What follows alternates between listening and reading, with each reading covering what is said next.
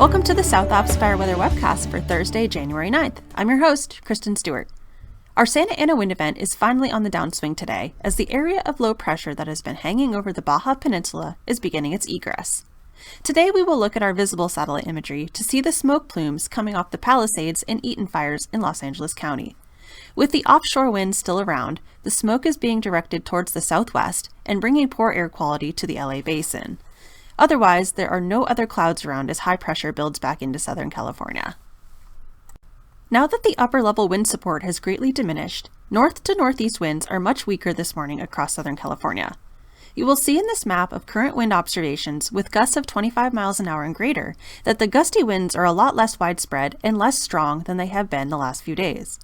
Through the day, wind will likely peak around 15 to 25 miles an hour with gusts to 45 miles an hour for the wind-prone areas of Southern California, except higher gusts of at least 50 miles an hour across favored ridges and canyons. An additional surge of gusty easterly winds is likely tonight through Friday morning, especially for the Riverside and San Diego County mountains, with potential gusts of at least 60 miles an hour. These winds will die down quickly later Friday morning with lingering gusts of 25 to 35 miles an hour across the higher terrain, while the rest of the region gets a much-needed break. Humidity will remain very low today and Friday across Southern California, with minimums in the single digits and low teens. Overnight recoveries will be very poor to non-existent tonight. Humidity will begin to improve this weekend as the winds let up, but it will remain quite dry. Red flag warnings remain in effect for the majority of Southern California today and have been extended through early Friday evening. Given the fact that there has been very little precipitation so far this season, this continues to be a very dangerous situation for Southern California, so please continue to monitor the forecast and current weather this week.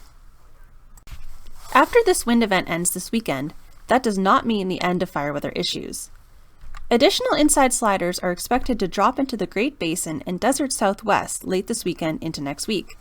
For this weekend, the inside slider will be farther to the east, giving way to breezy northwest to northeast winds of 15 to 25 miles an hour with gusts of 40 miles an hour across the higher terrain of Southern California. Minimum humidity will be mainly between 12 and 25%, so elevated fire weather conditions are likely, but not expecting anything critical.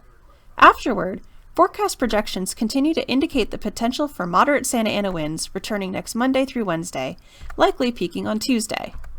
Though there remains uncertainty as to how the pattern will evolve, so confidence in the exact details remains moderate at best. Despite this, there is good confidence in more offshore wind and no rain in the forecast.